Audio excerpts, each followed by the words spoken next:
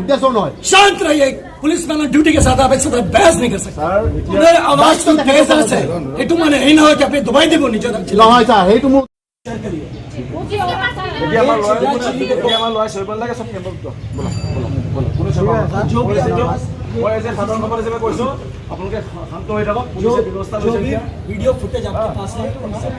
আৰু এটা অনুৰোধ স্যাৰ আমাৰ কেন্দ্ৰীয় সভাপতি কিন্তু সহম মানে কিন্তু আপোনালোকে ইয়াত দি যাব লাগিব স্যার। এইটো এটা মানে আমি আমি এটা অপমান অনুভৱ কৰিছো। পুলিচে তেখেতক কেইজনমান পুলিচে তেখেতক গতিয়া কেনেকা কথা পাতিছিলে তেখেত আমাৰ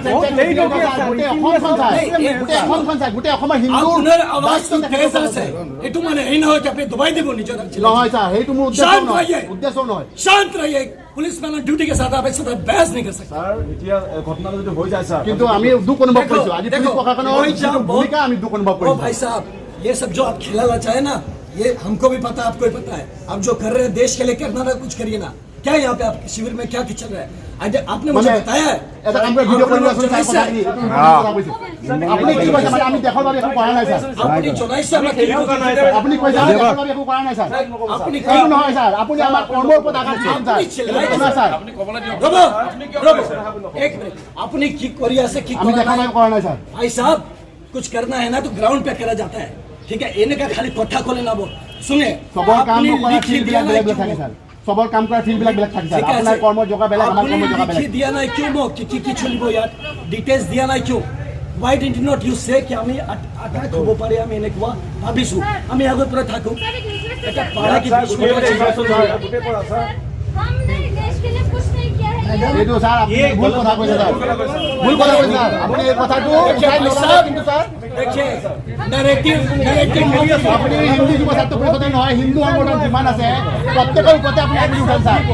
এইটো কিন্তু স্যাৰ আমি ভাবি লৈছো অঞ্চল ৰোড স্যাৰ আমাক কেনে কৰা अभी प्लीज प्लीज हम बात करेंगे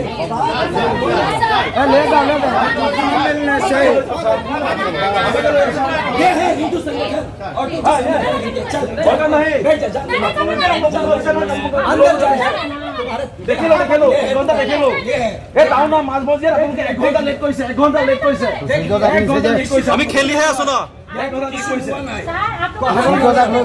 আপোনাৰ বিষয় আহি নকলে টাইমত হৈছে স্যাৰ मदद करने बुलाया था आप लोग बुराई कर रहे हैं। অসমৰ খিলঞ্জীয়া নহয় অসমৰ খিলঞ্জীয়া নহয় স্যাৰ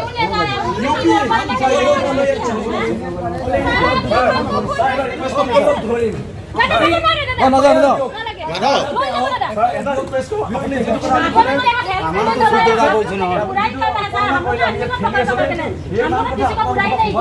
साहब देखिए कहानी ना भाई दो নহয় স্যাৰ আপুনি গোটেই আপোনাৰ ভাই আশা পাইছিলো আপোনাৰ ভাই আশা পাইছিলো হয় আমি ইয়াত খেলা কৰিছিলো তেওঁ অসমীয়া নহয় साहब বেয়া লাগে স্যাৰ আপনি খেলাই কৰি আছে বেয়া লাগে স্যাৰ এই তো খেলাই কৰি আছে ও ঠিক আছে স্যাৰ এই ছোৱালী মৰিব লাগিছিল স্যাৰ তেতিয়াহ'লে সেই দৰাই যাক গবিয়াব লাগিছিল স্যাৰ বচাই ললে তো আপনি ভাবিছে আপনি আপুনি স্যাৰ ঘটনা হ'ব দিয়ে বিচাৰিছিলে হোৱাটো বিচাৰিছে excuse me mister gentleman sir মাৰি দিয়ক স্যাৰ लेडीज सामने মাৰি দিয়ক আপুনি মাৰি দিয়ক तुम्हारे हीरोइज्म মাৰি দিয়ক স্যাৰ মাৰি দিয়ক महिला खड़ा करी মানে এক সেকেন্ড यहाँ पे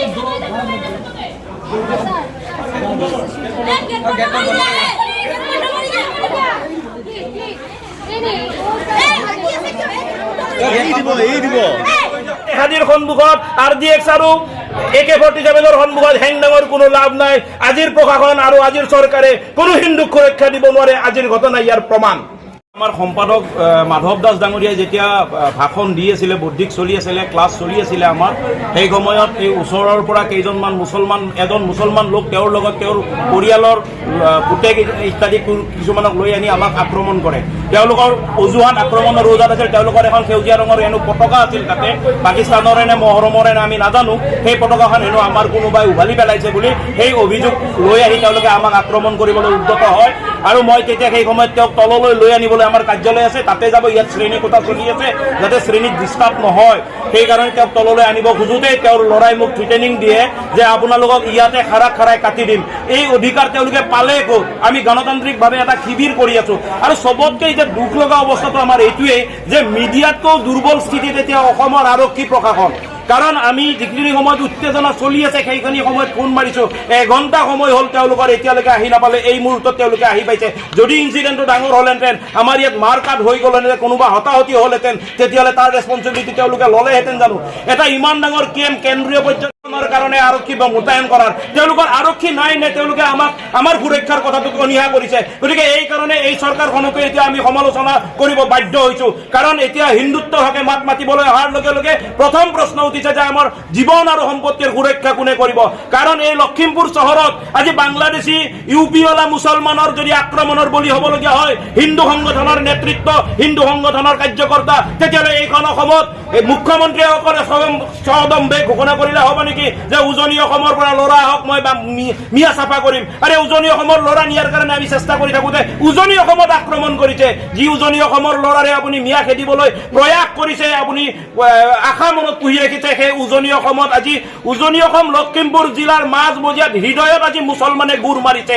আজি ইয়াতে গণতান্ত্ৰিকভাৱে চলি থকা এটা শিবিৰত আজি আক্ৰমণ কৰিবলৈ সাহস পাইছে, আৰু সেই আক্ৰমণৰ খবৰ দিয়াৰ পিছতো পুলিচ প্ৰশাসন আহিবলৈ অনীহা, তেওঁলোকে আহি তলা বন্ধ কৰি ৰাখিছোঁ আৰু বাহিৰৰ পৰা আমাক মাৰিবলৈ উদ্যত হোৱাৰ সময়লৈকে পুলিচ আহি পোৱা নাই। গতিকে আমি সঁচাকৈ হতাশগ্ৰস্ত হৈছোঁ এইখন চৰকাৰৰ দিনত, আৰু সঁচাকৈ আমি খুব দুখ পাই আছোঁ এই কথাবিলাকত। গতিকে এতিয়া অন্তত চৰকাৰক আমি ক'ব বিচাৰিছোঁ যে আমি হিন্দুত্বৰ হকে কাম কৰিবলৈ ওলাই আহিম নে মুছলমানক আমি মাটি সম্পত্তি গতাই দি আমি ইয়াৰ পৰা প্ৰতাৰিত হ'ম? বাংলাদেশৰ পৰা যেনেকৈ হিন্দু প্ৰতাৰিত হৈছে, অসমৰ পৰা হিন্দু প্ৰতাৰিত হ'ব নেকি? আপোনালোকে মুছলমান